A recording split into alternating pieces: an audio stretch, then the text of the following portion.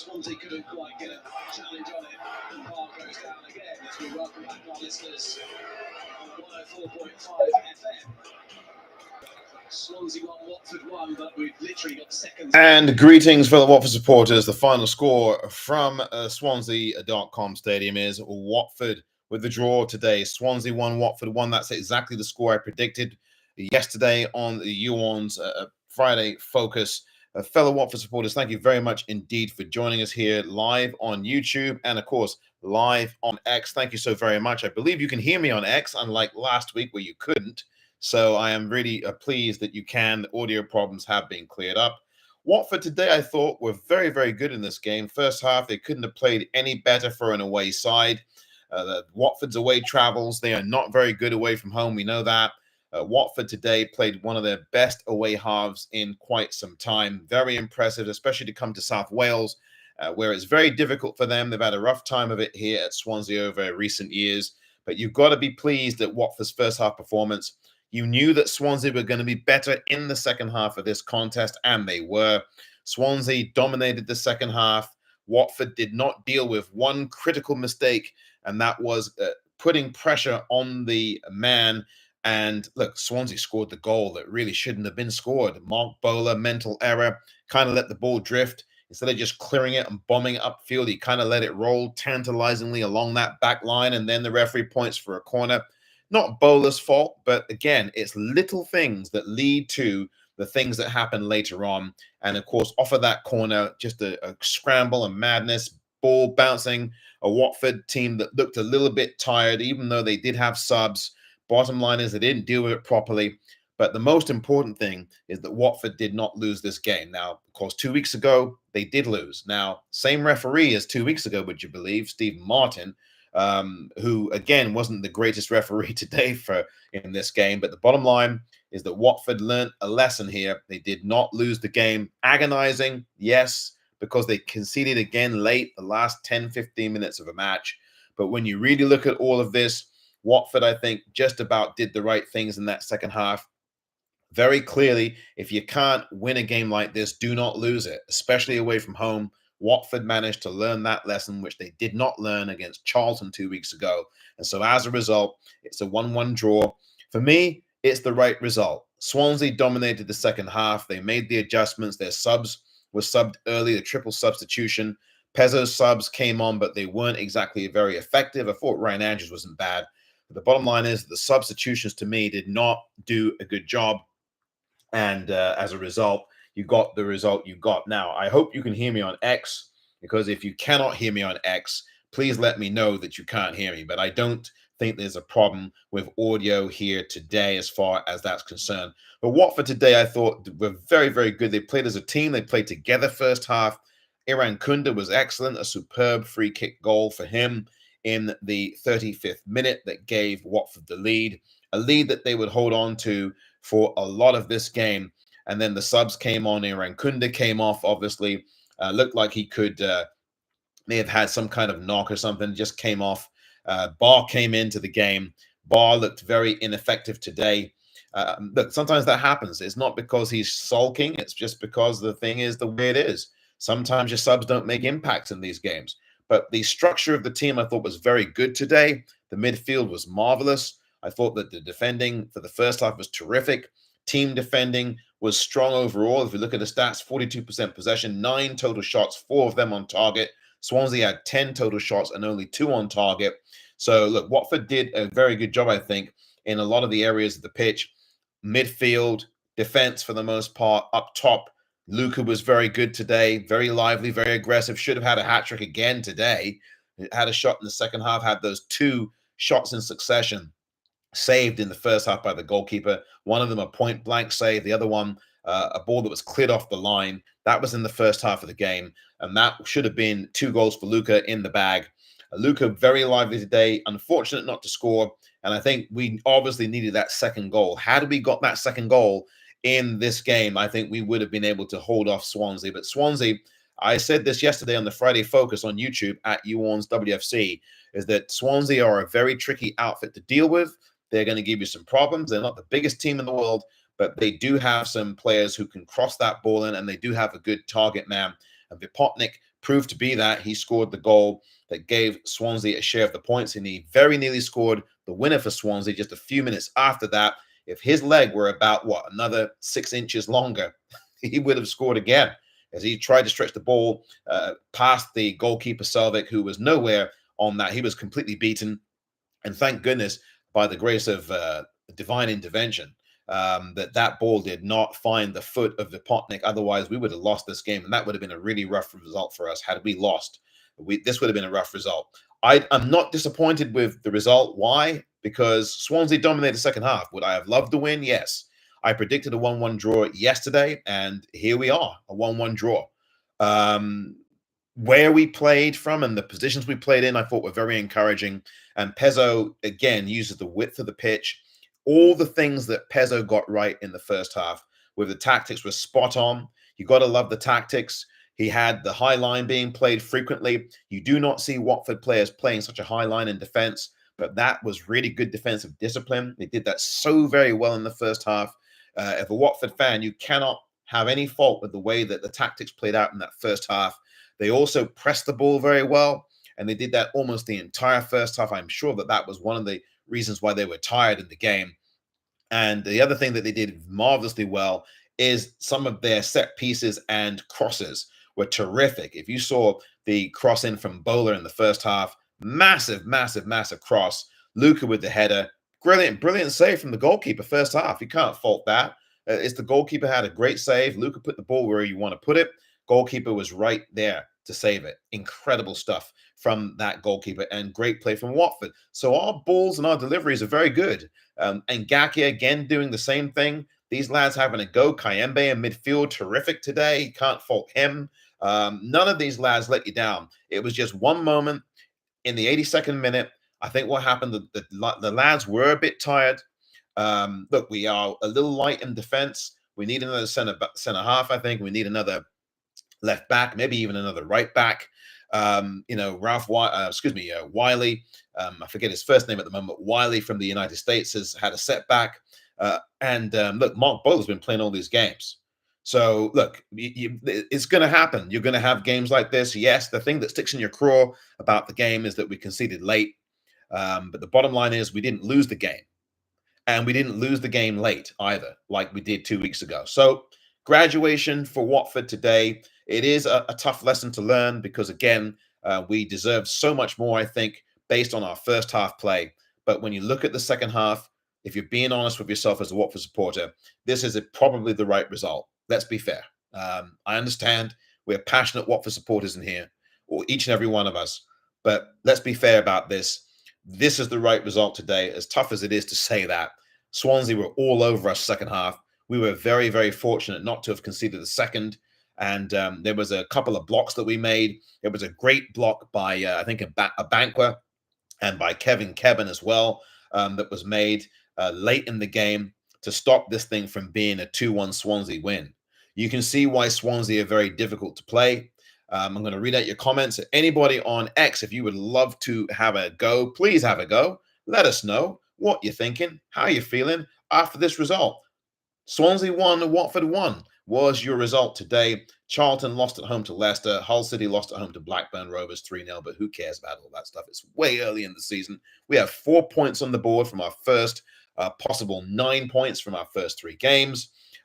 Look, chime in on X, please, and Ryan is about to do that on X. Let me read out some comments before I go to Ryan on X here on YOU ORNS Watford FC post-match. Thank you very much indeed, all Watford fans, for joining on YouTube and here on X as well. Philip Mason on YouTube says, Watford are a team of 2 halves at the moment, good in the first, but when the opposition come out after the tactical halftime team talk, we go back on the back foot too much, as what happened here. Philip Mason, thank you very much. And Matt comes in on YouTube before I go to Ryan on X. And Ryan says, and Matt, pardon me, says this. Hey, Omar, yet again letting in a goal at the wrong time in the game. Matt, so very true. And Matt also says, Iran Kunda, man of the match for me, just not just for the free kick, but he played well when he was on the pitch. Matt, I second that as well. Plus Selvik, again, says Matt, making the most important saves when it mattered most. Agreed. Ryan, it's your turn on X. What say you on YOU ORNS Watford FC post-match?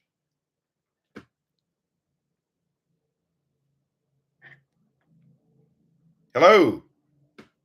Hello, Omar. How are you? Very well, sir. And yourself? Not too bad. Not too bad. I must admit. Yeah, I thought the first half was a great performance for our away team. You know what I mean? Away from home, we done everything we needed to do. Great goal by Nkunda. We pressed really well. High line, like we said. Everyone was giving effort. Kieran Guard up top was putting himself about. First half, I thought was faultless, really. I thought we were really faultless in the first half. Second half, yeah, okay, they're going to come back out, Swansea, and put it about it a little bit. We didn't match it in the second half, which, it's been a story for Watford for quite a few number of seasons now. We can't quite seem to get two consistent halves. But, away to Swansea, take a point. You know what I mean? I've said before the game, I'll be happy with a point.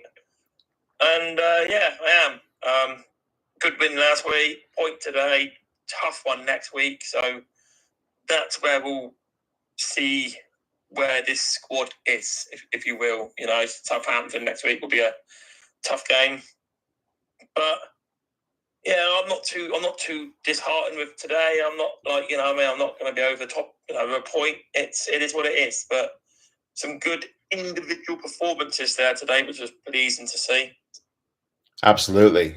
Very, very encouraged by what we saw individually and as a team, especially in that first half, Ryan, as you've pointed out. I am delighted with the speed of the progress of Iran Kunda. He is really ahead of his time, isn't he? Oh, isn't it just? He's looking like the next big thing, if you will, for Watford, like after the Pedros and all that. He really is, he's fun to watch. He gets the ball and you don't know what he's going to do, and I like that. I was a little bit disappointed with Thingy when he came on today, which is probably one of my first times I'm ever going to criticise him, is Bar. I didn't think Bar offered much when he came on, personally. I'm not sure. I think I said to you after the first game, I think he's still playing within himself with those injuries he got from the end of last season. I know Kunda looks good. I'll tell you another player that's impressed me the last week and even today is Sissoko. You know what I mean? So I know today, 80th minute, and he's still running around, chasing down, closing down, pressing well. And I've been very critical of Sissoko in the past. But no, today and last week especially, I thought he's done well. Ipianu looks the real deal for me. I think he's going to be class act. I think the more the season goes on, the better he'll get. What's his name? Kevin in the heart of the defence is probably our best defender, and probably our best defender we've had in a few seasons. So no, it's encouraging. They'll go away this week, I'm sure, and work on bits. But no, it's good. It's promising. Very much so, Ryan. Very promising. I think there's a lot of upside to take even out of a game like this. Again, all of these games are a lesson. You learn a lot more when you draw or lose games than when you win them. So, Ryan, yeah, I think there's a lot of upside, a lot of potential. Very, very young start to the season. It's just started only a couple of weeks ago. And I think 2 games unbeaten, not bad at all. Exactly. One player, I'll get your thoughts on this, Omar. It's that I have been impressed with this whole season, and even a little bit of last season since he came back, is Jeremy Ngakia. Oh yeah, Ngak has been like a player, doesn't he? Ngak is a proper player, and I've always believed in Ngakia, even when many Watford fans have not. Ryan, I think Ngakia, I think he had a decent season last season, but then he got injured and was out for a long spell. I think this lad is definitely doing very well this season. He's been a bright spark, very encouraging. I think that the head coach has a lot of confidence in him. And obviously, he starts him ahead of Ryan Andrews because there's no comparison at the moment between Jeremy Ngakia and Ryan Andrews. And Jeremy Ngakia has been around the club for a few seasons as well. He's becoming a real stalwart in that back line on that right side. A wing back, he really does do the dirty work. He does a lot of going forward. He's got a lot of ambition, a lot of aggressiveness, and he's wise at what he does. He's cut down on a lot of the mistakes he's made, and I think that he makes some really shrewd decisions on the pitch. Look, even when he did give away what should have probably been a penalty against Charlton, other than that, in that first game, he was very good. The game last week, he was terrific too. So, yeah, Ryan, he is looking very good. He was good today again. No complaints here about Ngakia. No, I think what we're seeing from Ngakia, I think we're seeing someone who, in the past, obviously been inconsistent because obviously his by the games have been short. He probably didn't even have confidence in his own body, kept breaking down on him. And I think now we're starting to see a player that is confident in his body and what his body can do. So he's not worrying about an oversprint, an overstep, in case his ankle or hamstring goes again. I think we're seeing, I generally believe that we are seeing the best of Ngakia because he believes that his body won't let him down again. Yeah, it does. The mental part of the game is very important, Ryan, and I agree. There's a lot of confidence. Confidence makes up a lot of this game, and certainly with Ngakia, I think confidence is a massive factor for him. He's much more fearless now than he had been in the past, and a lot of it, I think, is due. Part of it is certainly due to what you've said. Ryan, thank you so very much indeed for your comments as ever. Thank you very much. Take care. Have a good day. You too. Bye-bye. Cheers, Ryan. Thank you very much indeed, Ryan, for your remarks. Anyone else on X who would love to have a go, please do step right up to it. Will you hit that request button and have your say on Swansea 1, Watford 1? As I said yesterday on You ORNS Friday Focus, and also, as I said here on YouTube as well this morning in the You ORNS pre-match here, that I felt there was going to be a 1-1 draw today. Swansea are not an easy team to beat. They've only lost once in the last God knows how long since Alan Sheehan has been in charge. I think he came in February of this year, and they've lost just once at home since then. So, it's a tall order. It's nice to score early in these games, but you've got to, make sure that you're able to go forward and get a second goal. And when you can't get a second goal, make sure that you don't lose the game if you've had a goal scored against you. And Watford passed that test today. The bottom line is that they did. You like the way the first half went. They did go into halftime without conceding a late goal. That's something that they did. They didn't do last week against QPR. Going into halftime at 1-0 up, I thought was very important for Watford. They came out in the second half way on the front foot. Had a chance from Luca, could not convert that. And then after that, really, it was all Swansea. So I don't think anybody, as Ryan said earlier, can really go away from this being downcast. I don't think you can. I think as you're a Watford supporter, you're pleased at the performance overall, especially the first half. You're pleased at the emergence of Iran Kunda. You're pleased at the way the whole team played.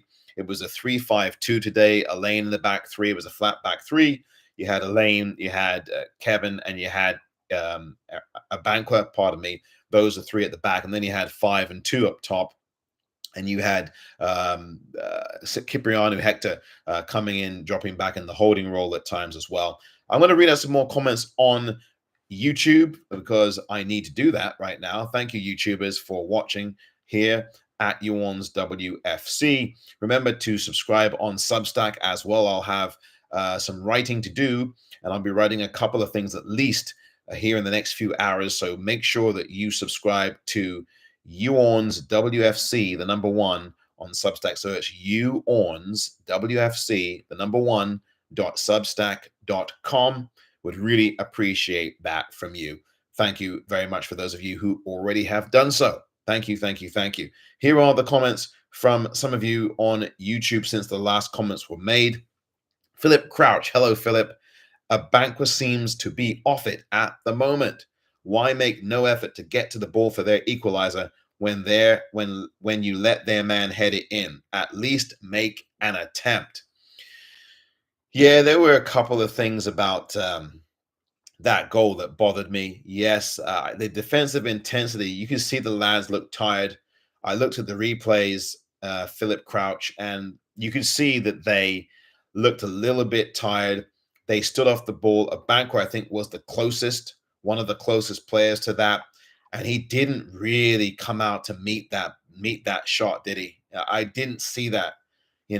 I think there was a header that was missed. I think maybe it was a Banco tried to head it. Somebody missed a header as well, and not good enough. But generally speaking, I thought a Banco was okay today. Maybe part of it, I think, Philip, is that we're getting used to a Banquet. Part of it is that maybe he isn't quite up to the level that he was last season. I don't know. I mean, it's a bit of a lot of things, I think. When you see a particular player and you just sense he's not quite there yet, or he's not quite up to it yet, or he's not quite, match fit yet. I don't think that's the case of a Banquet. He is match fit. But in this game, particularly, not as good, I thought, in this game as he was last week against QPR. But I'm not going to really center on one player. Of course, everyone can look at the game and see what they're seeing. And if the Banquet didn't match up for you very much, I completely understand, Philip. And thanks for the comment. I really do appreciate it. I think generally speaking, he played all right today. Maybe not as good, I will say this, concede, not as good as last week. But I certainly don't think that Abankwah is somebody who, generally speaking, from last season to this, has fallen off precipitously. And I'm not saying that Philip Crouch is saying that, because he's not saying that. He makes the observation. He just seems to be off it at the moment. Thank you, Philip, again for your comment. Now, Richard Lees. Hello, Richard. Thank you for commenting on YouTube. He says, always hard to hold on to a 1-0 lead, but a point is important to take away. Yes, it is. Thank you, Richard, for your comment here on YouTube as well. I do think that getting the point is very important. 1-0 away from home is so slender. It's so tricky. You can't sit on a 1-0, and I don't think the lads did sit on the 1-0 today. I felt that they were a little bit tired. But you can't say that the manager didn't make the subs. He did. Pezzo made the subs. He subbed off Iran Kunda, around the 58th minute, 59th minute. Brought on Barr, who was ineffectual, as was being pointed out here earlier. And also, of course, when you really think about this and you really do process this, he made subs. He made a triple substitution at one point, or a double substitution at one point. And I think he made another double substitution later on, when he brought Rocco Vata in. Maybe Vata could have come in a little bit earlier, maybe. Brought in James Morris as well. Could he have brought Morris on earlier? Who knows? I don't really have a fault with the timing of the subs. I really don't, really. You can't just sub to sub. Bola played, I think, pretty much the whole game, almost the entire game, right? And the bottom line is that, look, after that goal, I think he was subbed off after the goal. I think. I don't even remember now, quite frankly.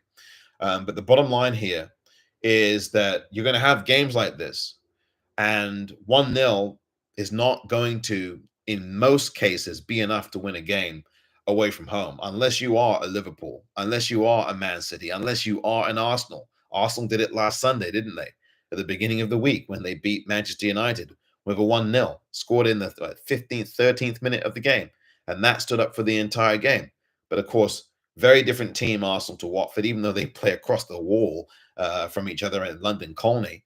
The bottom line, and they train there, I should say, the bottom line is that Arsenal's defense is a lot stronger than Watford's. But the point is that it's very hard in the Championship to hold on to a 1-0. Very, very hard to do when you are the away team holding on to that 1-0. You really do need to put everything together right. And Watford, for the first half and 10 minutes or so of the game, half of the full first half and the first 10 minutes of the second, I thought did a very good job. I thought they did a very, very good job. It was going to always be a difficult match when you knew that Swansea were going to come out in the second half and be much, much better than they were. And that's why you really can't fault the result. If Swansea had played as poorly as we made them play in that second half, in that first half, into the second half as well, and still got the 1-1, you would have been really disappointed. I would have been very disappointed with that. I'll tell you that right now. But Swansea played a whole lot better. They were full value for their goal. They sent us several warning signs in that second half that we should have been keenly aware of.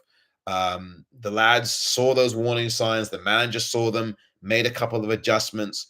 And you could see, though, that the toll was being taken. numerous chances. Selvik really didn't have a whole lot to do in the game until that triple substitution that Swansea made in the second half. I mean, Selvik didn't do anything in the first half, really. And then in the second half, after the Swansea triple substitution, he was a busy man. Look, it's a good thing that Swansea didn't score that second goal, because that would have been really tough to take. You can't be disappointed at all here. 2 games unbeaten, right? Clean sheet in the first half of the game.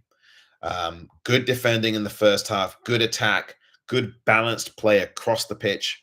And bottom line is Watford today, a very strong away performance in the first half of the game and into the early part of the second half. And then after that, it was a rear guard action from Swansea. We had to just defend rear guard action from Swansea. And we did the best we could. A young side, conceded a goal. It was unfortunate. Any goal conceded is an unfortunate goal when you're up 1-0. But the back of this and the bottom line of this is, look, hey, we just did not get the 3 points that we were hoping for here today. Well, that is the way it goes. That's the way the cookie crumbles. And again, I'm going to be doing a number of writings. In fact, right after I end this, I'm going to write up a couple of things about Watford, particularly this match, and a number of other observations that I need to put forth. So please subscribe to Substack, YOU ORNS, WFC, the number 1.substack.com, and subscribe, of course, to the YouTube channel at YOU ORNS WFC. Would really appreciate that from you. Really do appreciate that. Please like the videos and all the rest. One other, and also the podcast as well, which I'll be doing later on, YOU ORNS Watford FC podcast on Spotify and on Apple. Now, one other thing I do want to put forth here from a Watford perspective, in this match, is this. We started the game well, and before the game started on the YOU ORNS pre-match on YouTube, and of course on the YOU ORNS YouTube Friday Focus yesterday, one of the things that I have said, and I know a lot of Watford fans obviously say is this as well, alongside as well, as a Watford supporter, is that you want to see a team start well, especially away from home. You want to see Watford start well in these away games. And if you start well away from home, it bodes well for you, especially the first 20 minutes or so. And Watford did that today. That's what I called for. That's what we all called for as Watford supporters. And they did precisely that. They started well. They went well. I thought they were very determined. They physically out-muscled Swansea, dominated Swansea, played them off the park, quite frankly, in the first half. Swansea looked lost, looked irritated, frustrated because of us. We frustrated them. We confined them into places on the pitch they didn't want to go. We really commanded that first half. And one of the things I talked about in the YOU ORNS pre-match on YouTube was the stages and phases of the game. You got the first 45 minutes and change, right? So you break down, as the away side, you want to break down the first half you play away from home into 3. The first 15 minutes, the second 15 minutes, and the last 15 minutes. And you just have to break down the game. You're approaching the first 15, getting off on the front foot, getting off on the good foot, as James Brown would say, and executing those first 15 minutes as the team that is aggressive. Be the aggressor, first half, let that control the guidelines of the game. Have Swansea react to you. Swansea didn't react to us the first 15 minutes, did they? They didn't react to us. They fouled us. They got frustrated. They had Iran Kunda on the ground a million times, as he always is. They got petulant. They got upset. Watford kept growing into the game. Watford then began to take chances in the second 15 minutes of the game. And then they scored in that second 15 minutes. Just after, in the third 15 minutes, rather, they scored their goal, right? 35th minute, the third 15-minute block of the first half. This is how this thing works. And Watford executed the tactics very well in that first half, so I'm very pleased. And then they, try to do the same thing again in the second half. Phases of 15, phases of 15, phases of 15, right? 15-minute blocks, 15-minute blocks, 15-minute blocks. That's how it goes. And look, we didn't quite get it today, but look, we didn't lose the game. And really, that's what you take out of it. You got to be proud of the performance, even though we conceded in relatively late again, 82nd minute. You don't want to see that. But the bottom line is that this is what happens in football. You're gonna have games like this. Next weekend, of course, it's Southampton. That game, I think, is a 12:30 kickoff at the Vic. So we're going to have to keep our eye on that as well. Southampton visiting Watford. Southampton, of course, one of the favorites to come up back to the Premier League again, will take on Watford at the Vic. And we have a hard time against Southampton at Vicarage Road. I think we may have won only once against Southampton in the last God knows how many years at the Vic. It's a very tough team to crack. And for some reason, we just have a really hard time beating Southampton at Vicarage Road. I don't know what it is, something in the water, something in the air, something in the soil. I know it's not the pitch, really. I say the soil. But, Scott does a great job with that Vicarage Road pitch. Scott and his crew do an excellent job with the pitch. So it's not the pitch. But there is something about Southampton that we just can't put to bed at all at the Vic. I don't know what the heck it is. I really don't understand it. But I think we may have beaten them at home last season. Not quite sure. Don't quite remember. But if we haven't, we've not beaten them. If we didn't beat them last season, we haven't beaten them, therefore, in many seasons, and maybe once, if that, at home. We just have a hard time against them. So we're going to have to do really well against Southampton next week. It's always a test. But my whole position on Southampton next week is don't play down or up to the level of your competition. Just play your game. Don't be intimidated by Southampton. They're a team that you should be going after. In fact, Southampton should be a team that has a target on its back next week because they are the team that just came down from the Premier League. That should be an incentive for you to really chase after Southampton. Don't be intimidated by Southampton. They're in the championship like you are. It's early doors. I would say this is the best time to go after a team like a Southampton. Early in the season, haven't quite got their feet planted firmly in the ground. Get after them early. Get after them early because it's an early game in the season. Get after them early in the first portion of the game next weekend. Don't be intimidated by them. I know that Ryan earlier on X had talked about Southampton being a real test. And yeah, it is a test, but they're in the same division we are in, And again, like I say, don't be intimidated by them. Use your home pitch to your advantage. You know your home better than anybody else does, right? If you're you're at home, right? You're in your house. You know your house better than a complete stranger does, right? You know your house better than your guest does. At least I hope so, right? So, you know where everything is. You know where everything is. You know where things are. You know what part of your floor is a little creaky. You know what part of your floor is solid. You get the idea. So Watford can't go into the game next weekend against Southampton being intimidated or being afraid or anything like that. One thing that I want to also add, and I'll read out Matt's comment in a moment, is that we still have players to come back.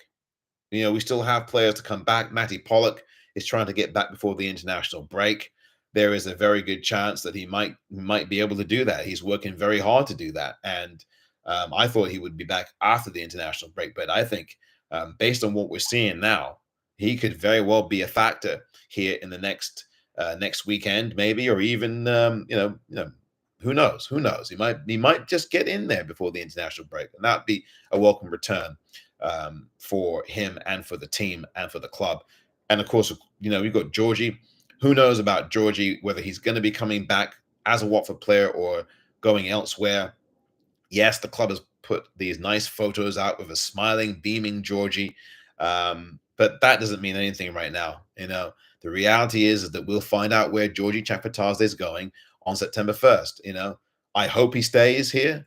There've been a lot of stories being put out, but we don't know. Listen, I'm not going to believe any story that's put out there. The rumors, forget it. There's always going to be rumors anywhere you go. So I just throw them out the window. But I have seen some published stories from fairly reliable publications that write about football and know about football and are in the know about football that have said, one, that he wants away to another club, and then two, that Watford don't want him to leave and have no plan to get rid of him. That latter one was from the Watford Observer. So we'll see. I hope Georgie does stay. I don't want to get carried away with any speculation. I did put out a video on YouTube at You ORNS WFC talking about this a little bit earlier in the week. But we'll see where Georgie lies for us one way or the other. I think some of the fan base are rather indifferent to him because I think part of that is because the transfer market has been so good for us this season. In the summer window's been very good for us, and we still have another week or so until it shuts.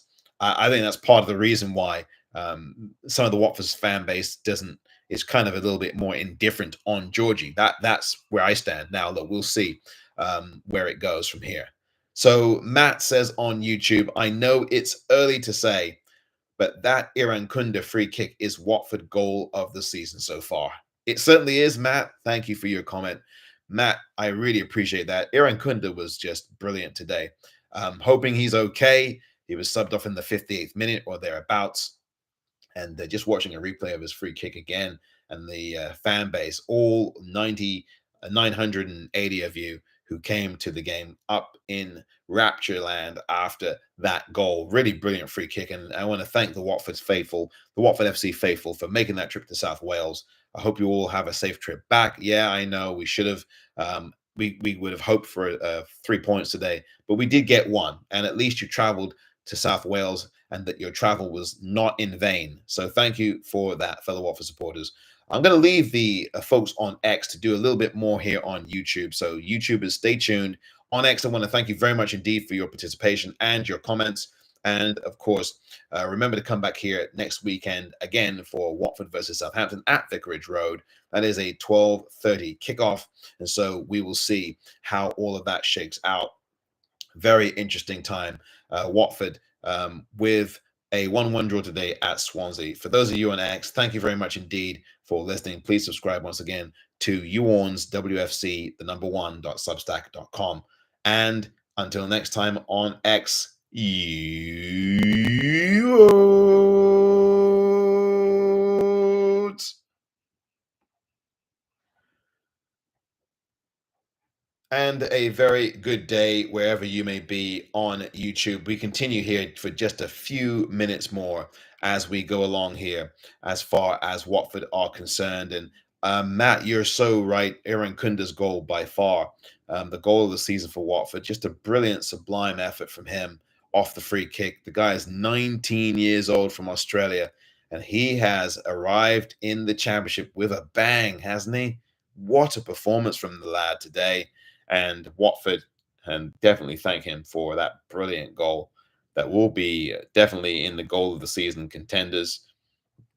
I fully agree with you, Matt. This is a goal of the season at the moment. Of course, we've got as you pointed out, a long way to go in the season.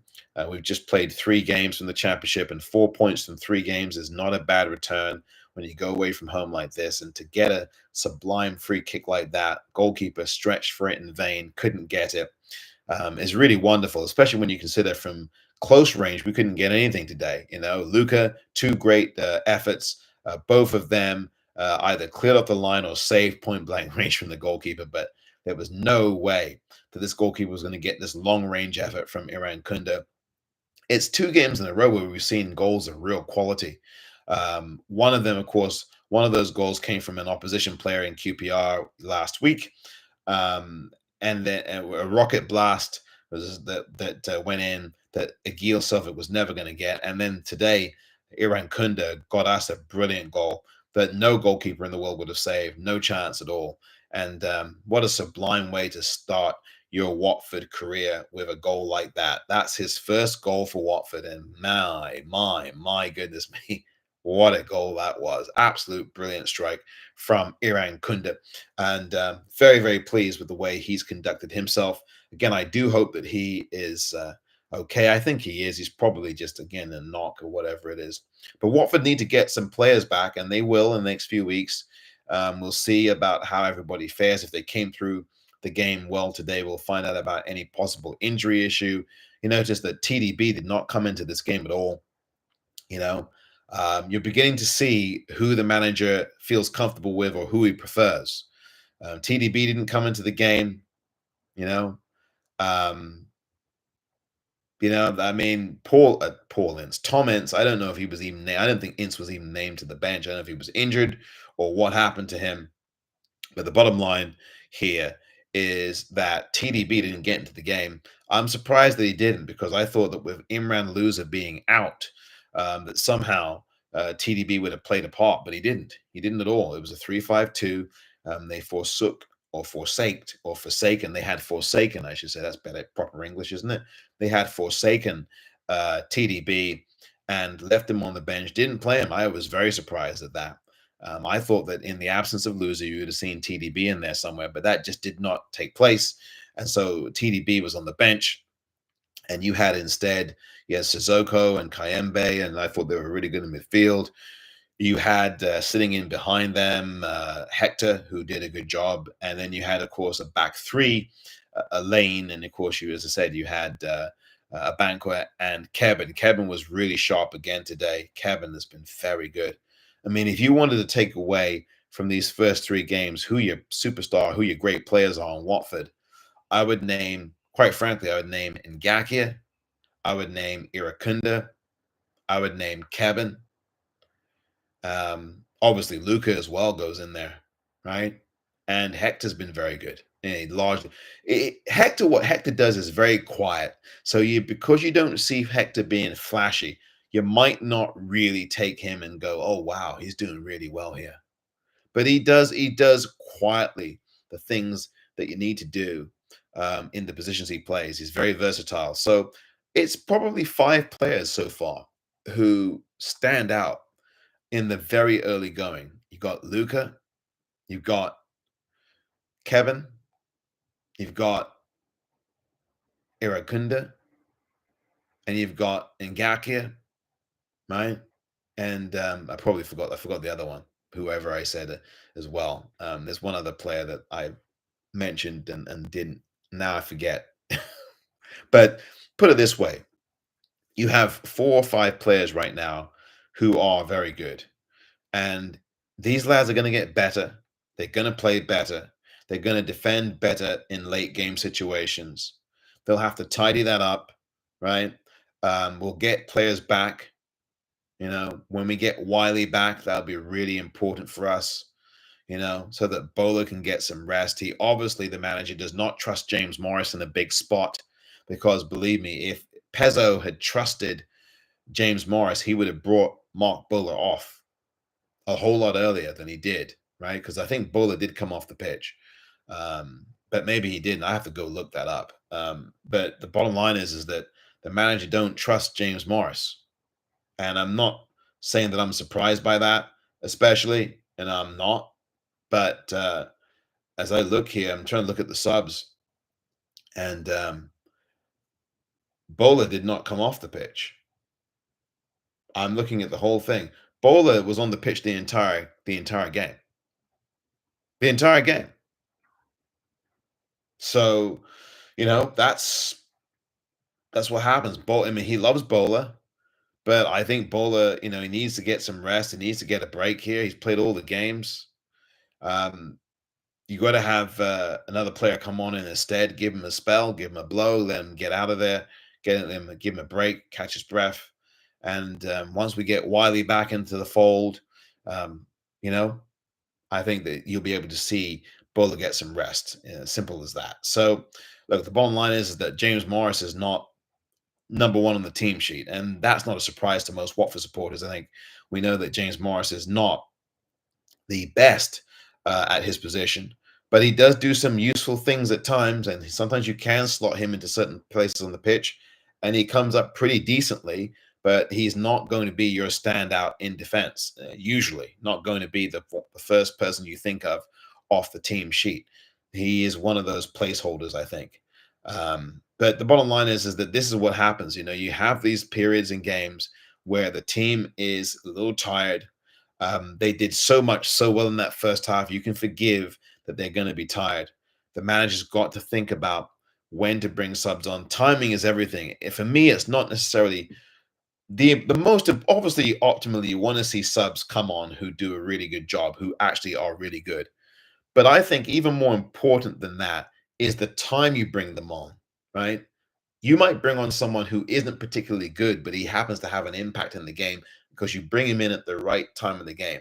And as I said at the beginning, you don't make subs for subs' sake. You don't just make subs because you want to make subs. You got to make subs because you're looking at the tempo, you're looking at the way the midfield's being run, you're looking at the way our game management skill is, and you're looking at all those things. And if you're making an assessment and you see that the game management that we have isn't very good, or that we're really tired, or we're becoming disorganized, or we're not getting out of our third of the pitch, or our midfield is suffering because we just don't have enough in the middle of the midfield to overrun the channels and win the ball back and control the park, you're going to make the subs at the times you make them to make the adjustments to affect those things on the pitch. It is a chessboard.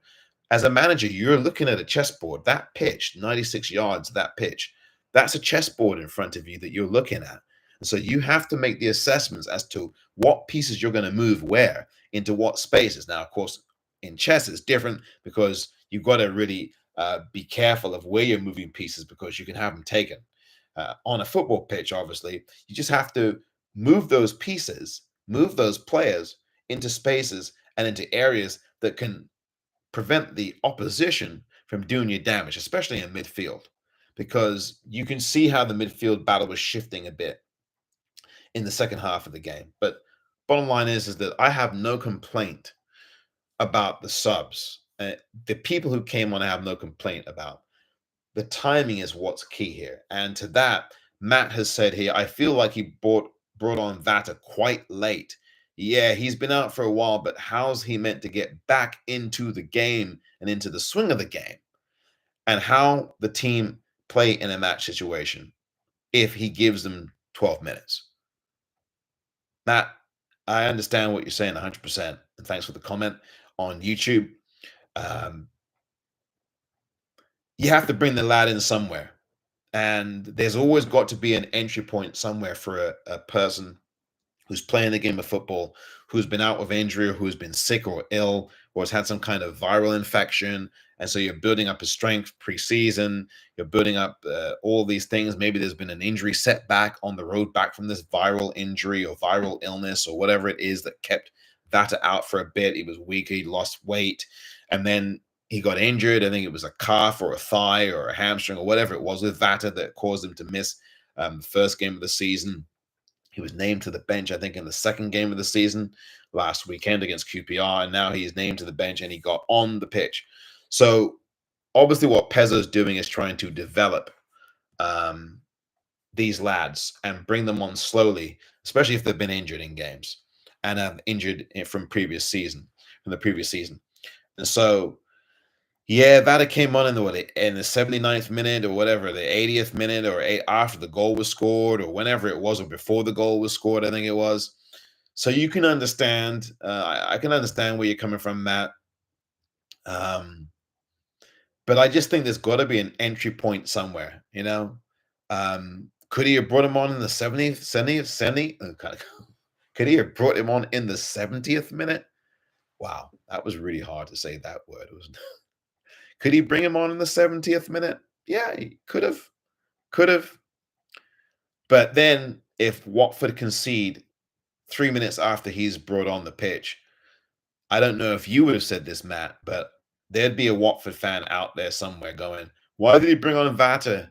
What was that for? He's an attacking player. He should have brought in the defender. And why did we conceded, So, that's going to happen as well, Matt, right? There's going to be someone out there who has that response. But really, look, it doesn't matter in terms of who responds to what. I think that the bottom line here is that the manager played his cards right with what he had. Would I have liked to see Vata come on a bit earlier? Yeah, but as a manager, you've got to measure the tempo of that second half. And you have to think that if you're going to bring Vata on, you're going to be making a defensive sacrifice somewhere or a midfield sacrifice somewhere, And I think let's say the 70th minute, you bring him on. You've got to look at where the defense is. You've got to look at a sacrifice in the defense or in that midfield line. Kayembe had a good game today, so you're not taking Kayembe off, right? You just brought Bar on that left side, so he's not coming off. So It's a tough one. It's a tough one. I mean, I see what you're saying, Matt, but Vata plays mostly on the left-hand side of the pitch. Bar usually plays on the right, now plays on the left. Bar was being used in a central position today, which is not his strongest suit, which is probably why you didn't see very much from him. But he tried it, but he mostly drifted out to the left today as well, for the most part. And you're not going to bring in Vata to replace Bar, who just got subbed on 20 minutes before. So it's a tough one. It's a tough one. I hear what you're saying, Matt, and thanks for the comment. I don't fault the manager for bringing on Vata when he brought him on. But I do respect the opinion that you have, of course, as I do every Watford supporter when it comes to all things Watford. Dan, hello to you, Dan. And Dan on YouTube asks the following question. What do you think of Ngakia? And thanks for the question, Dan. I appreciate your comment and your question there. On X earlier when they did the YOU ORNS Watford FC post-match phone-in on X, I was asked the exact same question there. And you can hear it earlier on this video when the live here ends. You can listen back to that if you wish. And I said, and I'll say this to you, Dan, I thought Ngakia was very good today. I think Ngakia at large throughout the beginning of the season is one of the Watford players who has been very good. I know people go back to the Charlton game a couple of weeks ago, and yes, he really did get away with a penalty that, listen, he clearly knocked the player down in the box. The same referee who refereed that game refereed this one today, Stephen Martin. It's very unusual to get a referee like that in quick succession. 2 away games out of 2, he got the same referee. And he was not great in that game yet 2 weeks ago, and he's not terrific today. He wasn't the best today either. A bit better than he was in game number 1. But Ngakia has been very good. I think that Ngakia has progressed. He's got a lot more confident. He's got a lot more confident. I think that he's a lot more aware of his positioning on the pitch as a defender when he has to make defensive plays. He's become a bit more physical in his defensive abilities. He's made some key blocks in these games, including today. He made a key block, and he shows a lot of confidence going forward on the ball. I love his diagonals and his really good play. He's somebody who actually doesn't sacrifice spaces as much as he used to. One of the things that Ngakia used to do a lot is sacrifice and give up a lot of width on the pitch and a lot of space around his box. And he wouldn't clear the ball. He would dawdle around with the ball and try to be fancy with the ball. He'd get his pocket picked, and then off to the races the opposition went. He is doing a lot less of that this season. He's playing within himself, but he's also being given the license and the freedom to go forward and take a lot more shots, which has then expanded his game and therefore enhanced his confidence. So Ngakia overall is doing all the things right in all areas of the pitch, whether he's going forward occasionally, whether he is back as a wing back. I think he does a very good job. He's solid. He's the best wing back on the right-hand side that we have.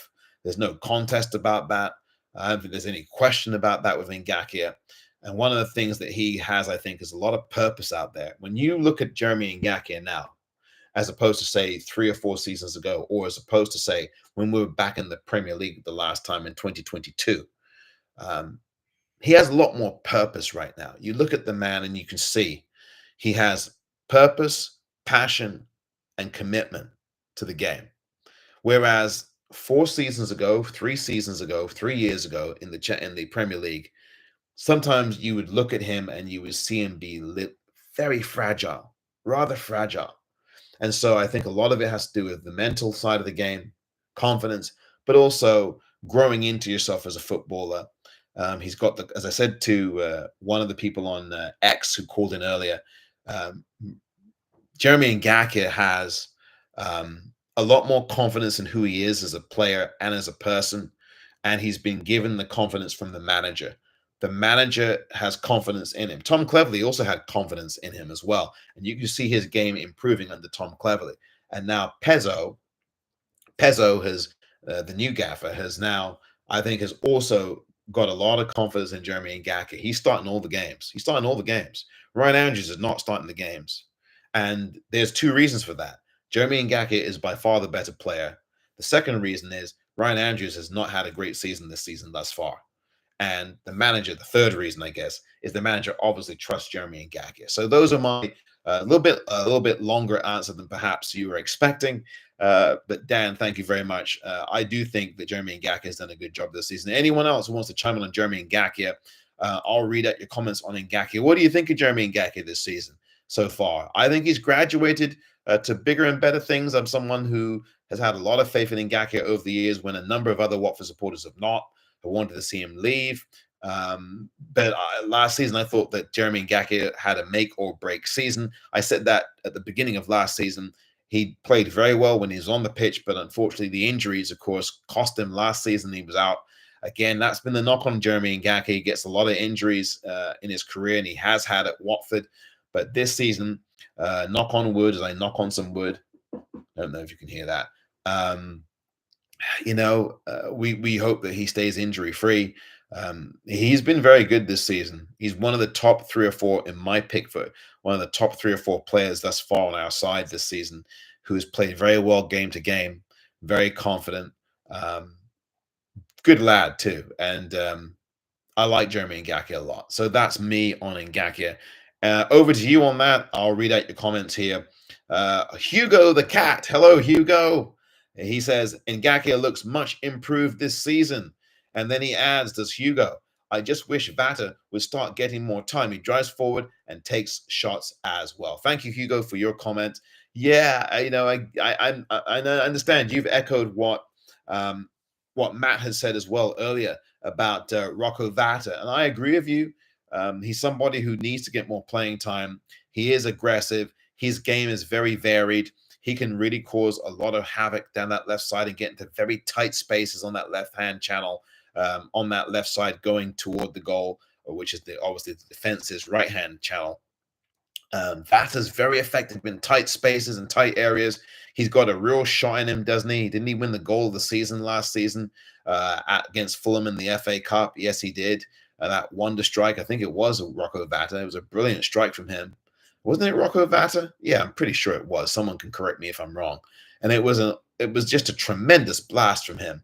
And he can do that. He's got that in his locker. And I agree with you, Hugo. He does drive forward a lot. And I think Watford missed a lot of that in the second half because once Iran Kunda got subbed off, there really wasn't that fluency going forward. There wasn't that spark and that drive down that left side. Barr, not quite up to it today. And so there wasn't that fluency. And part of that, too, is the way the midfield battle changed, because once Swansea made them triple subs earlier in the second half, the midfield battle shifted. Swansea got a little bit more physical. They were first to a lot of the balls in midfield, I noticed. They were able to win the ball back from Watford in more advanced areas of the pitch, in the middle of the pitch, as opposed to in the first half where they didn't win any balls back from Watford at all, pretty much hardly any. So that's part of the mix in there as well, I think, Hugo. But Rocco, I agree, is going to need to get more playing time. I don't know if he's going to start the game. I doubt that he's going to start next week against Southampton. But I would like to see him, and I'm with you on this in the sense that he does need more playing time.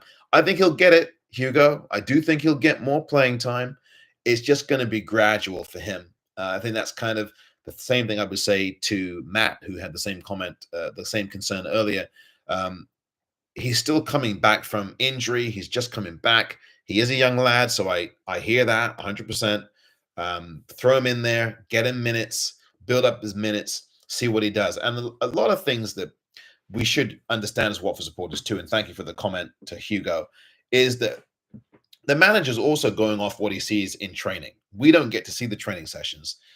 We can't stick our head over the wall at London Colney and watch the training sessions for obvious reasons, right? We don't get to see the full training sessions as Watford supporters, right? So obviously the manager does, the new gaffer, he sees it all. And a lot of these things are these picks that he makes and these subs that he makes or doesn't make are based on what's happening in the training. Not only on the game, obviously it's on the game that's in front of him, but it's also based on what he's seeing during training in the week. And if he sees, and I'm not saying Rocco Vata is this person, but I'm just saying this generally. If he sees players during training in the week who have not put in the shift, who don't look good, who don't look fit, who aren't at it, who aren't sharp like that, that is going to be reflected sometimes in the substitutions that are made or not made come game time that weekend, that Saturday. That factors in too. Again, I'm not suggesting that somehow Rocco Vata is that player. I am saying, and as we all know, this is Watford supporters, that Rocco Vata is still coming off an injury that he had. And so I think that the manager is nursing him back into the game. I think that when the manager is confident enough and can trust Vata and sees Vata in more game situations, he'll end up giving him more minutes. He'll end up seeing more minutes. He'll end up giving, believe me, I think Rocco Vata is going to start playing more minutes than he has. I think it's going to happen. Fans, we're impatient sometimes. We want to see the world on fire a little bit. I understand that. It's normal to want that. Rocco Vata is a very promising player. He's been a very good player for Watford. Very effective at times, I should say. He's been very effective at times for Watford. Is a real shot in the arm. And if Barr isn't doing quite as well, then yeah, Rocco Vata has to be an option. But again, I don't want to get too far ahead of myself with all of this. But I hear your concern, Hugo. I really understand what you're saying about that. But we'll see. Let me read out some more of your comments. Again, Hugo, thank you for yours. Matt says this on YouTube. Again, thank you very much, Matt, for your comments. The ref we had today was wasting time in the second half stoppage time by stopping us taking throw-ins when the player was in the right. Stopped to take it and stopped us taking a quick free kick. Look, the referee today, again, and I think you heard me say this, and I know, Matt, you made this comment a few minutes ago, and I've only just read it now. The referee today was not great. He was better than the first time he reffed us this season. His name is Stephen Martin, by the way. And Stephen Martin in the game against Charlton was awful. He was not good. He's not the reason Watford lost the game, but he did not do Watford any favors. He was not very good in the game. Today, he wasn't great either, but he was a little better than he was 2 weeks ago. Again, as I said earlier, it's very unusual to see the same referee manage your game 2 of the last 3 weeks in a 3-week span. Very unusual to see that. You usually see the same ref about 4 times a season, 3 times a season. There's a rotation of referees. It's usually about 3 times a season, maybe 4 if in a 46-game season, you probably see the same ref 4 times max, maybe 3 or 4. But to see Stephen Martin, so to see him twice in 3 weeks, both away trips, is really unusual. But anyway, I can hear what you're saying. The referee did a couple of things today that weren't very smart. I don't have a problem with the yellow cards he was giving out for the most part. I think Watford had 2 yellow cards. Hector had a yellow card, and I forget who it was who had the second yellow for Watford, yellow in the second half for Watford. So Watford had, I think, 2 yellow cards overall.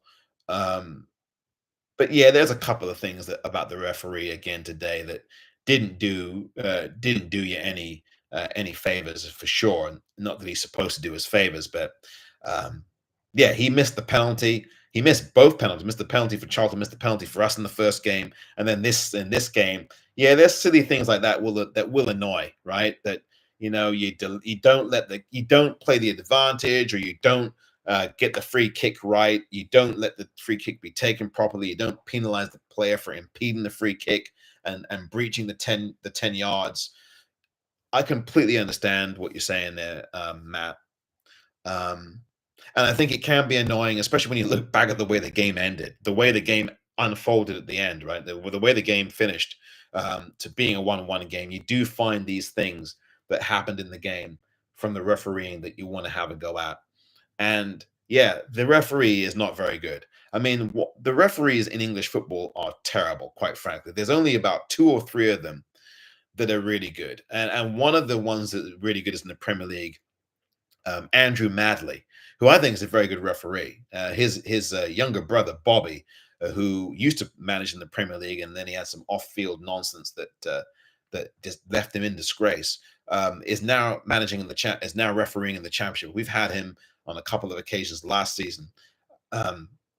Bobby Madley used to be a good referee. He's not quite as good, but his older brother, Andrew Madley, is a good referee. I think he's better than any referee that I've seen in the Championship or Premier League. And Andy Madley does Premier League games and has done for several seasons. I think he's the best referee in the country. I really do. I really do. He doesn't get everything right, but he's better than Anthony Taylor. He's better than, oh, crikey, what's his name? Gillette, Jared Gillette. He's better than that other referee as well, Stuart Atwell, who's really terrible. Stuart Atwell, by the way, for those Watford fans who may not be old enough to remember this, is the referee who was in charge of the game when Watford took on Reading at the Vic many seasons ago now, maybe 10, 15 years ago now. And he gave a goal to Reading that was completely not a goal at all. It was a ghost goal. The ball hit the back of the advertising hoarding and bounced off the hoarding and hit the back of the net from the outside of the goal. And Stuart Atwell gave the goal to Reading. I kid you not. I saw that game live. I remember that game. And so, look, there's some horrible referees in these leagues. There's some great referees on the world stage. You go and watch the World Cup. You go and watch the Nations League. You go and watch Club World Cup or whatever it is, right? And you see some really strong referee in there. We don't have that in England. We don't have them kind of referees here anymore. We really don't. And so I hear you. I hear you on the refereeing. So frustrating. It is. But look, Stephen Martin, again, and I'm not saying that you're saying this, Matt. You're not. I know your comment didn't say this. But Stephen Martin, the referee we had for the second time this season in the first 3 championship games. It's incredible. I've never seen that before. Again, the same referee in the first 2 away games of the season in the championship. I've never seen that before. I don't think that's ever happened before. Maybe I'm wrong, but I've never seen it before. 2 consecutive away games to start the season with the same referee. The referee is awful, and he wasn't good today either. Better than last time against Charlton. But again, he's not the reason why we got a 1-1 draw. And I know you're not saying that, Matt. But yeah, they're the little things in these games that do irritate you. But take heart. We did get a point. You got to be pleased about that. Very difficult place to play, Swansea. And I think that, look, considering our recent trips to Swansea, this is really good. We got beat 4-0 at Swansea. Remember that just a couple of seasons ago. We got hammered 4-0 against Swansea at the Swansea Arena. Two seasons ago. I remember that game. It was right near the end of a calendar year. Might have been in 2023. Well, it would have had to have been. In the 2023-24 season. And Swansea tonked us 4-0. I think it was December the 28th or 29th or 30th of 2023. You can go look that up. And I'm saying this off the top of my head. And Swansea, at that same venue today, 2 years ago, almost 2 full years ago now, destroyed us 4-0. It was one of our worst performances of the season. And it was, I think, 3-0 at halftime. Might have been 4-0 at halftime. It was 3-0 at halftime. We do not play well at Swansea in general. In general, the last time that we won at Swansea was the game that Richarlison scored the winning goal. And if you remember that, I think it was a 2-1 win or a 1-0 win. And Richarlison got that great goal, chipped the ball over the defender and over the goalkeeper and into the back of the net. That's the last time we won at Swansea, best as I can remember. It's years ago. That was back in 2017 or 18. So, it's not easy. That's why I picked a 1-1 draw. I predicted a 1-1 draw before the game. I picked the 1-1 draw yesterday, and I got it spot on. I'm not crowing. I'm not boasting. It's just, the Swansea is not an easy place to come to. And a team that has 15 players going in and out just had a new signing come in this week. A good look at, they got a good manager. Teams lost just 1 time at home in the last 8 months. In the last 6 months. Can't be too upset with a 1-1 draw today, even though you did have a lead for 81 minutes excuse me, not for 81 minutes, for around 40 minutes, 50 minutes, whatever it was. Scored in the 35th minute. We had a lead for a long time, let's put it that way. No complaints here with the 1-1 draw for me. But I hear that. Look, I don't mean to belabor the point, but the referees are only so much a part of the game. One thing you want to see about a ref is that you don't want the referee to be the story. And Stephen Martin, as poor a referee as we know he is, was not the story today. How many times have we watched games in football, no matter what league it is in the world, where we had especially in the Premier League, where the referee becomes the story? And the referee is the reason why a team didn't get a penalty, didn't get a free kick, a player didn't get sent off, or a player did get sent off who shouldn't have been. How many times have we seen that, right? Where the referee, along with that dreaded VAR, becomes the story of the game. When a referee becomes a story in the game, that referee's done a horrible job. Those great referees are the referees you never hear from, the referees that no one talks about, the referees that no one says anything about in a bad way. They might say that he's been good or she's been good, but they don't get the headlines because they're not supposed to. As you know, fellow Watford supporters, referees who do excellent jobs don't get any headlines, don't get any press, because that's the way it's supposed to be. If you do your job right as a ref, you're not going to get the fans on you. You're not going to get fans, as Matt did, pointing out some of the silly things that you did or shouldn't have done. Right? If you're a ref, you don't want headlines. You don't want fans on your back. You don't want fans chanting at you during the games, and we know what they chant, right? You want the referee, you want the fan base to not look at you, to not notice you.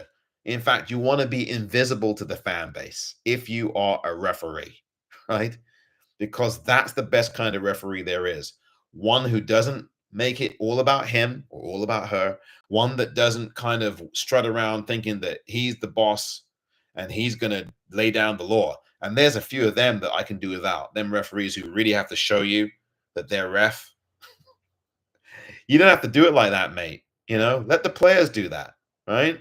The referee is not supposed to be around here throwing around his muscle, flexing his muscles. And I know Stephen Martin, you can see he works out in the gym, but Stephen Martin wasn't even doing that. He wasn't throwing his weight around. He's refereeing the game.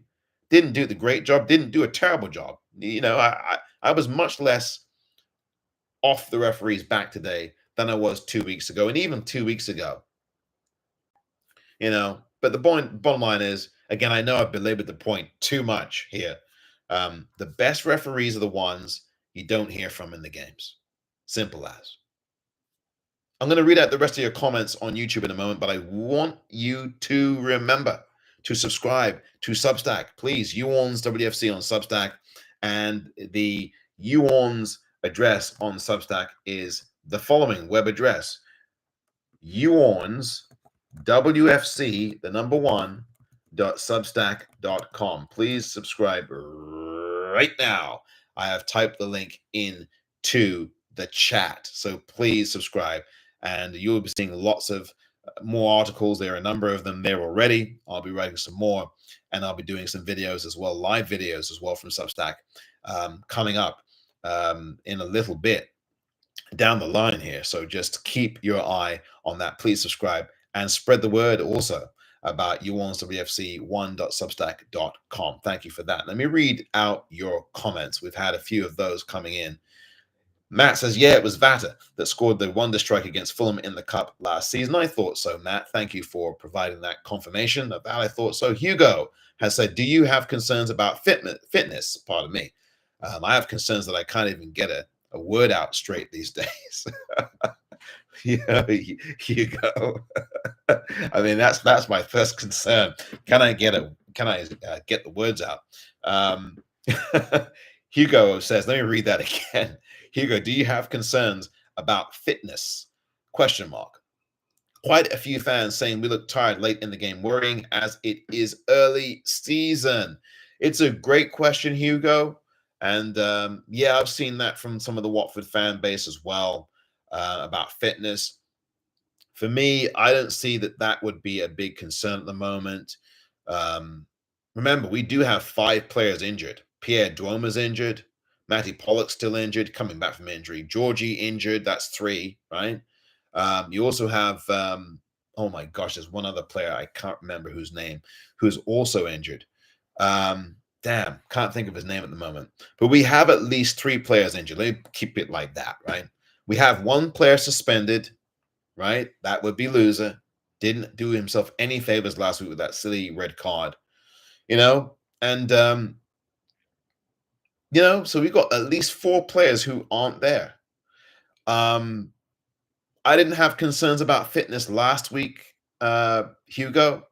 The lads came through that well against QPR. Lads came through that well against Charlton. Lads came through that well against Norwich. I don't have the concerns about fitness. Yes, did they look tired today? Absolutely did. I can see that what you're saying, Hugo.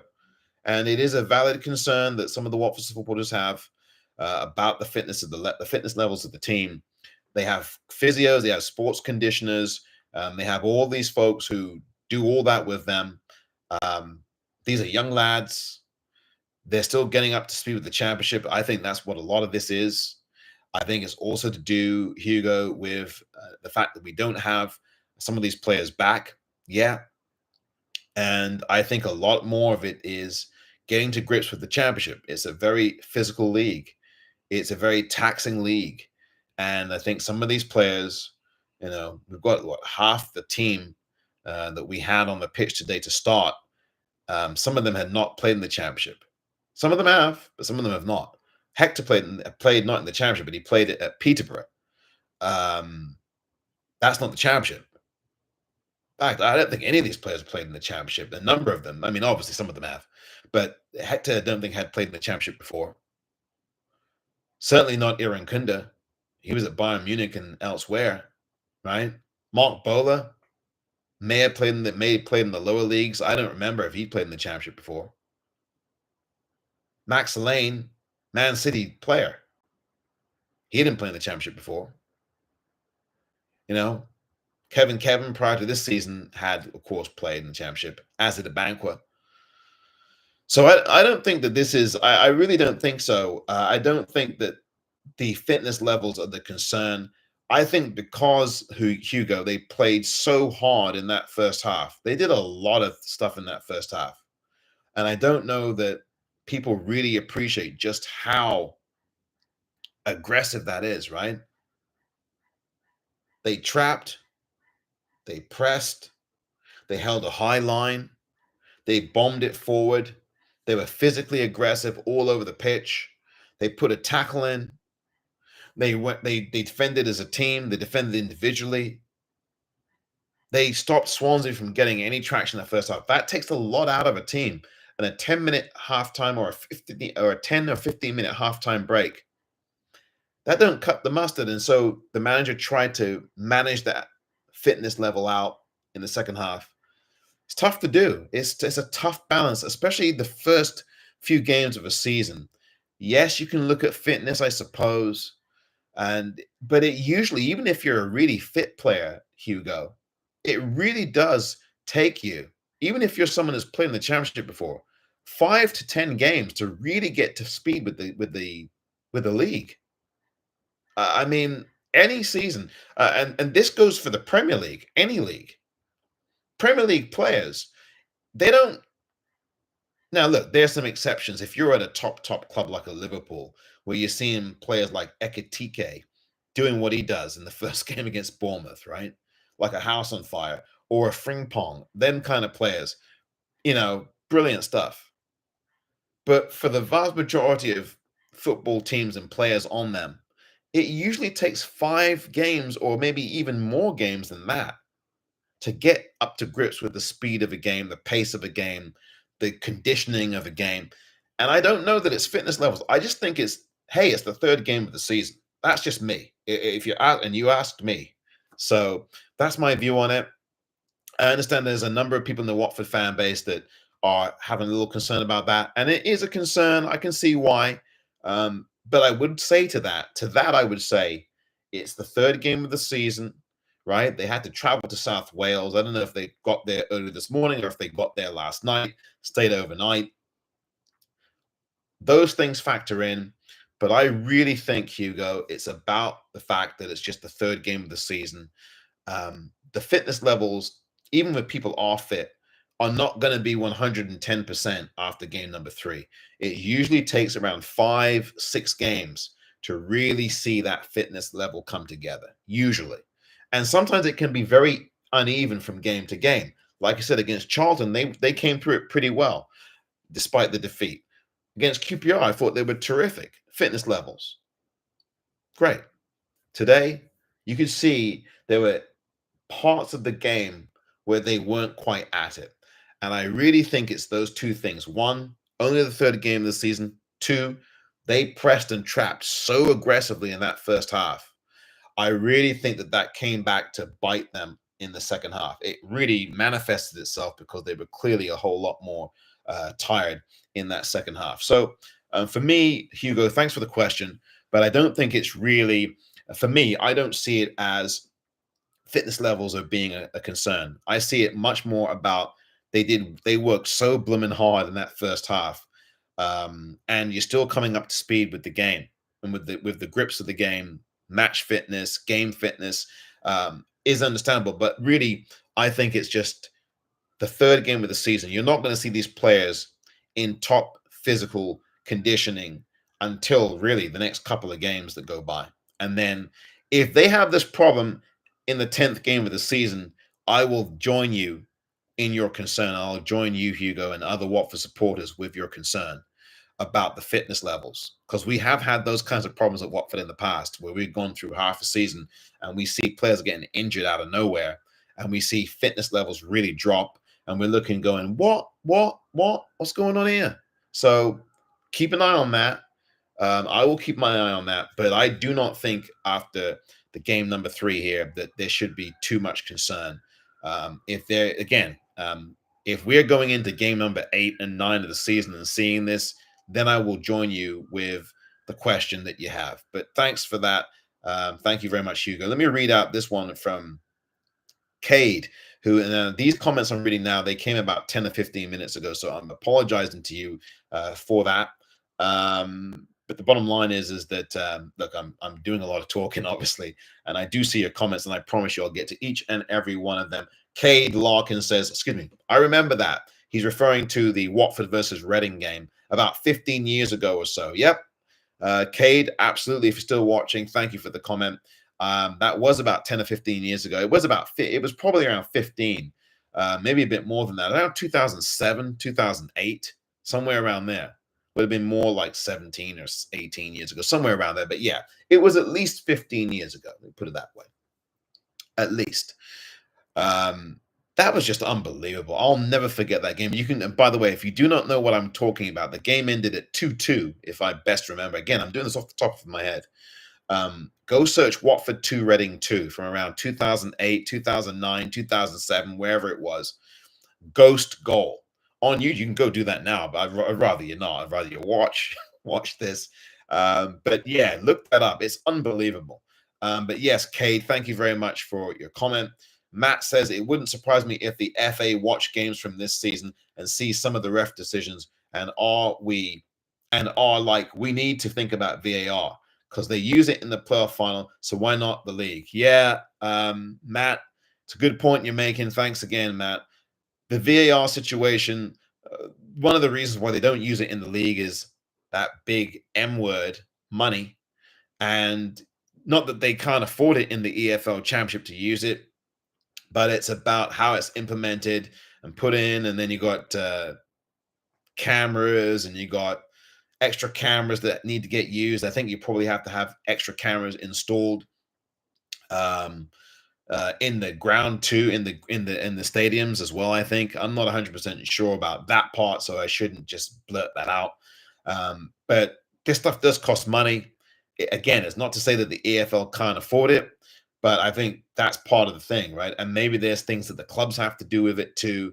Again, I don't want to really speculate because I honestly do not know, and I'm not afraid to say that I don't know.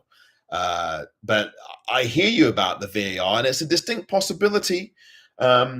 The reason, obviously, they use it in the playoff final in the championship is very obvious, as obviously as you know, Matt. You're looking at a game like this. It's a $200 million game. Excuse me, 200 million. Excuse me. Let me take my US hat off for a minute. Let's talk US currency hat off for a minute, and let's talk about the UK currency. Right? It's a 200 million pound game. That championship final. 200 million pounds are at stake, literally, if not a bit more than that. So when Sunderland won that game 3 months ago, they literally got awarded 200 million pound. Right? So obviously, for a game like that, as you know, Matt, as we all know as Watford supporters, VAR is going to be at the centerpiece of things, because that's a make or break. You could end up, it's the difference between being in the championship and being in the Premier League, literally, right? So VAR can play that big role there, and it's going to be used, and it's a smart decision to use VAR for these. And I would hope VAR is used in every playoff final, no matter what league, whether it's League One, League Two. I'd hope so. I would imagine it is. They all play these things at Wembley, so they probably do use them in all the leagues. So it's understandable about the VAR for the playoff final, and obviously you know that, Matt, as well. We all know that. But it's going to be very interesting. I would love to see the VAR be used. The only problem I have with VAR is who's using it, right? And how judicious they are in using it. Because it's not the technology itself that's the problem in this case. And I'm not necessarily one that says, yes, more technology, more technology. I'm one of those that says, use it cautiously and wisely, and not have it proliferate everywhere. There's great things about technology, and there are obviously some not great things about technology, right? But in terms of VAR, I think it can be useful only if the people who use it are useful and not useless. Right? If the people using the VAR technology are useless, VAR becomes pointless. But if the people using the technology actually are careful and judicious and smart and have 2, 3, 4 sets of eyes using it, rather than just the one person who's the VAR operator who's doing it, then I think VAR could go far, and it could actually be used well. We'll see what the championship does. I would not be shocked, Matt, if they use the VAR in the next season or two in the championship. It would require, I think, a vote of the footballing owners for that. And again, there may be some money concessions as well that go into that from the clubs as well. So again, money is always a part of this. As you know, Matt, football is a business, like a whole lot of other things, right? And so, sports are a business. All sports are a business. They really are. And on the professional level, that's definitely true for sure, as in it is in a number of other iterations and instances. And so it would not shock me to one bit to see that VAR comes along in the next season or two. Would you want that? Matt, I guess you would. But I know that there are going to be supporters. If let's say that you do want it, Matt, the VAR, there are going to be a load of supporters who don't. There'll always be some who do and some who don't, right? In the Premier League, it's a very mixed blessing. There's lots of people who like VAR and lots of people who really detest it. Because it doesn't get used properly. And it's not the technology that's a problem. Again, it's the people who use it. So you need to have better, sharper human beings using the technology, right? Than people who, because they've had a number of problems with the VAR in the Premier League. People who are looking and not drawing the lines. How can you not draw a line if someone's offside and you don't draw a line? That cost Arsenal last season or the season before, when they admitted that they didn't draw the line. In fact, Liverpool it cost as well. Last season, when Liverpool ended up winning the game. Ended up winning the league. But there was a game, might have been the season before last, when Liverpool scored against Tottenham Hotspur, ended up, I think, losing the game. 2-1, I think they lost the game. And Luis Diaz had scored, but it was called offside. But when you look at the thing in the replay, he was clearly onside. But the VAR never drew the line across. In fact, the VAR wasn't even either working or they just didn't draw the line across. And that cost Liverpool 3 points possibly, because at that point they had taken a 1-0 lead. And had that goal stood, the game would have obviously played out very differently from there. Not saying guaranteed Liverpool would have won. But that game at the Tottenham Hotspur Stadium a couple of seasons ago, that cost Liverpool potentially 3 points. And they ended up losing the league by 3 points or 1 point or goal difference. Liverpool lost on goal difference, I think, 2 seasons ago. Last season, they won going away. So the VAR thing, it's so important how it's handled. And these technologies have to work properly, because there have been instances with that in the Premier League. I remember the game Arsenal versus Brentford the season before last, or last season. That game, Arsenal got deprived of a goal that should have been a goal, or at least got deprived of an offside against Brentford, and Brentford ended up scoring off of that, and they got a draw out of it. And the VAR didn't do its job that day. So be careful. I'm not saying 100% that you want VAR. I suspect you do, Matt. But my whole point to anyone watching this is be careful what you wish for with VAR, right? Be careful, because technology is a bit tricky, and even more so than that, especially the human beings who are operating the thing have to be really, really dead on accurate. They really do. For me, in a way, throwing back to the older days, I would much rather the referee get the blooming thing wrong on the pitch, as upset as I would be, than see some freaking technology be used and just absolutely get it wrong, or just not work. Or really, I mean, like everything in the world, you have to account for some human error. Players make the human error. Referees make the human error. Linesmen and women. We had a lineswoman today. I thought she did a very good job.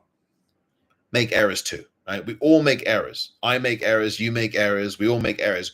We wouldn't be human beings if we didn't, right? So I think that the game needs to keep with that. As much as I wouldn't mind seeing VAR in the Championship, I think it's kind of. I would like to see the referee and the linesmen and women just be sharp. And it's a tough job. Refereeing is a tough job. Being a linesman or a lineswoman is a tough job. But, there's going to be human error. Now, that's not good comfort for us if our team loses based on that human error, right? But this is what happens. Do you want technology to take the game to a place that it might not want to have gone, or that you might not want to see as a football fan? That is another story. And one of the things that the Premier League has done this season is to implement a semi-automatic offside. Right? There's this quote unquote semi-automatic offside that's also been built in, so that there's an offside that gets called before having to wait so long for clearly the flag to go up. And there's a silly rule that used to be that you'd have to wait completely until the play is ended before the offside flag goes up. And I just think, why even waste time going through a full routine when you already saw the offside 10 minutes ago, and then you finally put your flag up? Put the flag up immediately and be done. And that's how time gets wasted in games. That's how goals get scored for some string. You just don't need that. But anyway, that's a whole nother thing. Let me read out the rest of your comments. I know I spent way too long on that, but look, there's a real discussion to be had around VAR and around how it's used and around should it be in the Championship or not. That's really enough for another complete separate live, which, thank you, Matt, for that. Who knows, I might actually take that to another level on another time in another live. But thank you for the question. Remember, please subscribe. You see the link in the chat. You ORNS WFC, the number 1.substack.com. I really would appreciate that, and spread the word about Substack as well. Lots more articles to come and videos to come as well.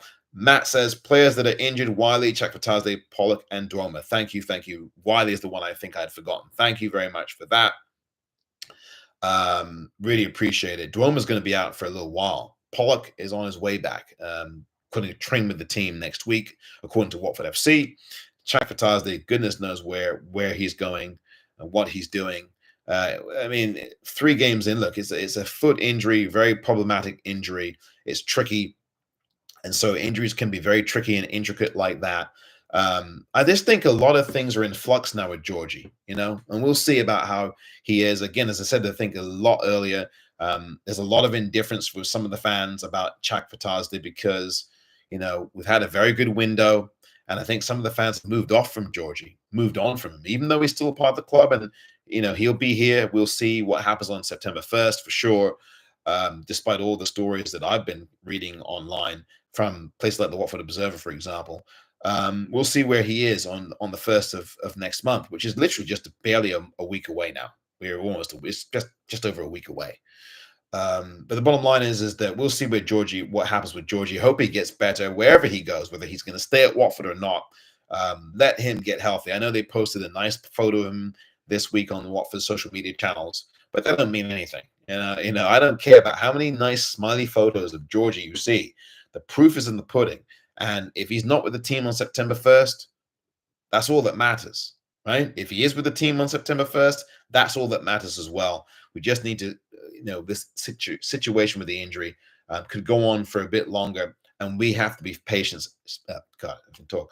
We have to be patient as fans, as Watford supporters, with these injuries, because it happens, as you get, I know George is 27 or so, whatever he is, 25, 26, whatever.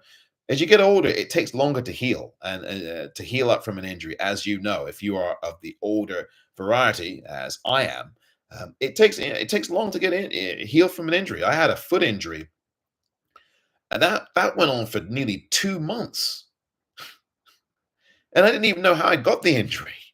That's what happens when you get older, right? Get these injuries, and you're like, where did that come from? Where did that come from?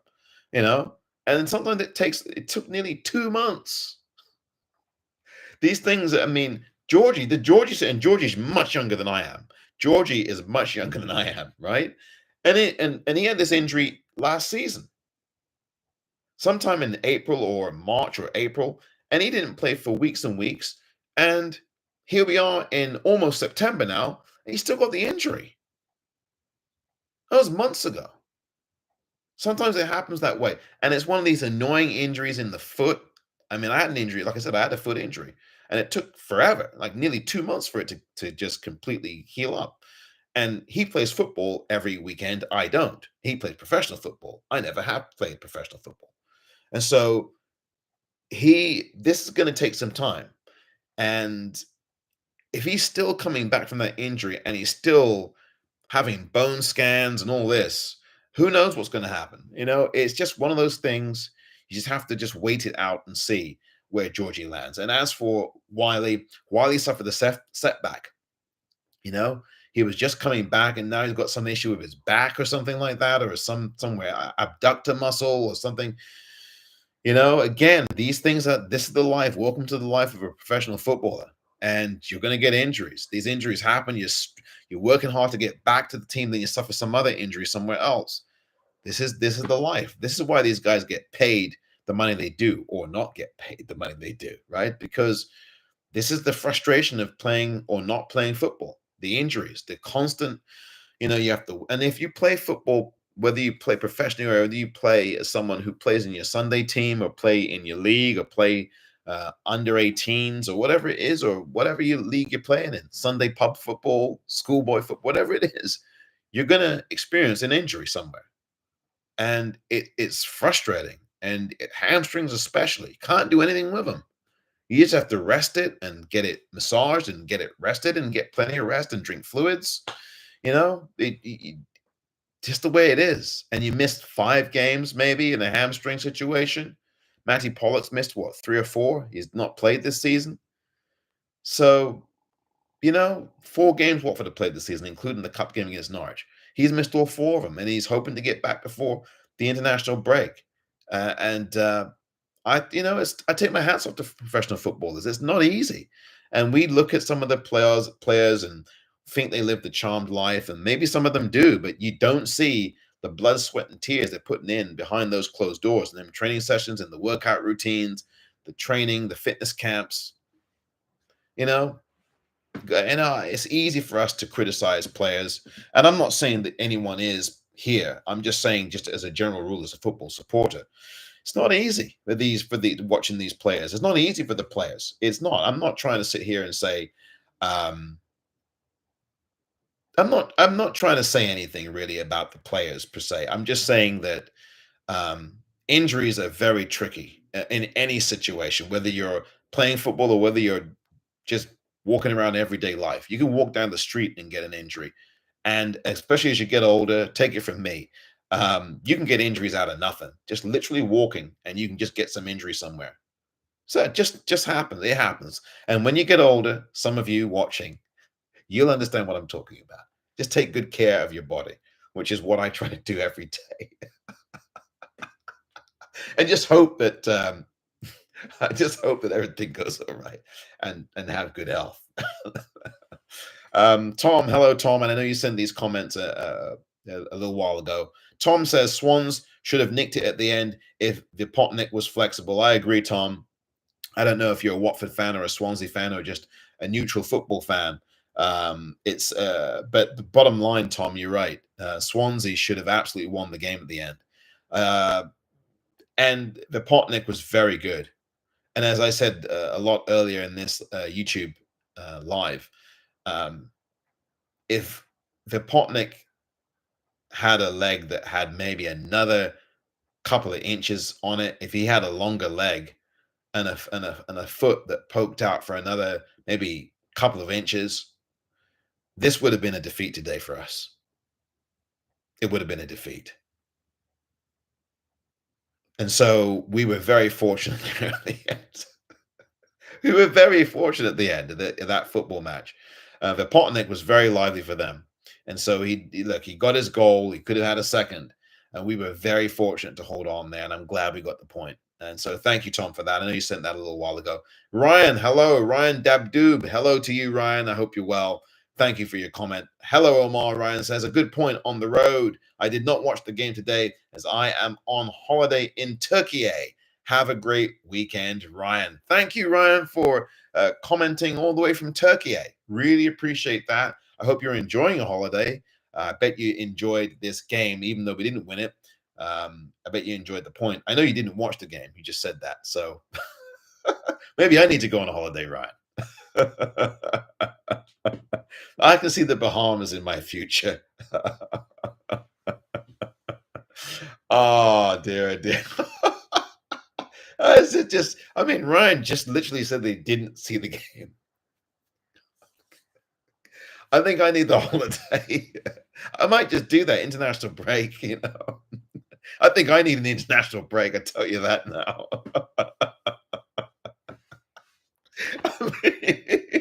Ryan, thank you so much for your comment. I do appreciate it very much indeed. Ryan, that's great. I'm going to make that the You ORNS fan comment of the game. It's the last comment before I say goodbye.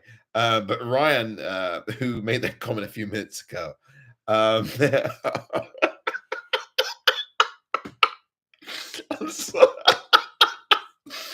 oh dear. Oh, excuse me. That is the You ORNS fan comment of the game from Ryan Dabdoob, who says, hello, Omar. Good point on the road. I did not watch the game today as I am on holiday in Turkey. Have a great weekend, Ryan. Have a great weekend as well, Ryan. To you as well. Thank you very much for that. Yours is the You ORNS Watford FC fan comment of the game with the comment that I just read out. Thank you for that, Ryan. And enjoy your holiday in Turkey. Have a safe travel back. And enjoy Turkey before you do travel back safely. Yeah, good stuff. I'm grateful to see that we do have fans. I know Ryan's based in the UK, but fans commenting from all over the globe, and that's the power of YouTube and the power of all of these technologies and these platforms now.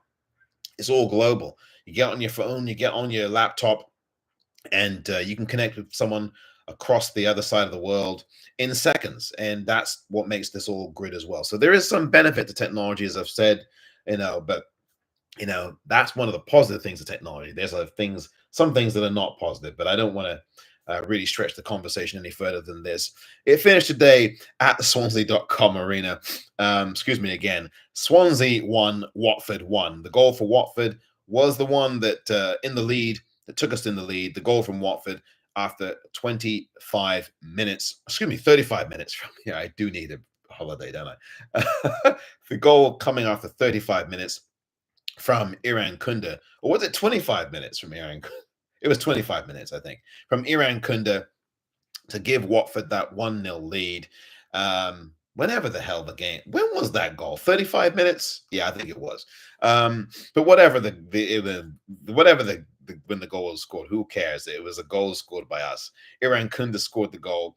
We went into the second half and conceded in the 82nd minute after a lot of sustained Swansea pressure in that second half. A fair result at the end of the day, a good point for Watford, bright spots all over the pitch for us. We played very well as a team at large today and defended well. And also, again, that sublime goal from Iran Kunda is the highlight of the lot. That is it for this edition of the YOU ORNS Watford FC post-match on YouTube. Thank you very much, everybody who's commented, everybody who's watched live, and those of you who are going to watch the replay. Thank you so very much for that. Please remember to subscribe to the YouTube channel at YOU ORNS WFC, and also please subscribe on Substack. And you see the link in the chat, which is YOU ORNS, that's YOU ORNS WFC1.substack.com. That will also appear in the description for this video as well on the replay, so that you can actually click on that link, and please subscribe. Articles and videos to come, lots of articles there now, several articles already there, and I'll be doing more on that front, of course, as well. And the YouTube video for the 10-minute take is also coming up as well, so please stay tuned for that. 35 minutes in, Matt, thank you very much for confirming that was it. 35 minutes in, Iran Kunda scored the goal. Thank you, Matt. And also podcast, YOU ORNS Watford FC podcast, available on Apple and on Spotify and numerous other podcasting platforms. There will be an episode of that coming up later on tonight or early tomorrow morning UK time, so please stay tuned for that as well. We're also on Spotify, as I said. I want to thank each and every one of you once again, and again, appreciate you responding, watching, listening, and liking this video, and like the rest of the videos, and tell all your fellow friends and Watford supporters about this channel and everything else with it as well. Thank you so much, everyone. My name is Omar, coming to you from California, from San Francisco, where it's still early, relatively early in the morning. Yep, it certainly is. It's not even 8:30 in the morning here yet, but it is great to be with you. Thank you very much, fellow Watford supporters, wherever you may be across the world. The final score, once again, Swansea City 1, Watford 1. We're off to the game against Southampton next weekend. It's another early kickoff, 12:30 p.m. at Vicarage Road. I'll be talking a lot more about that game in the coming days, but until then,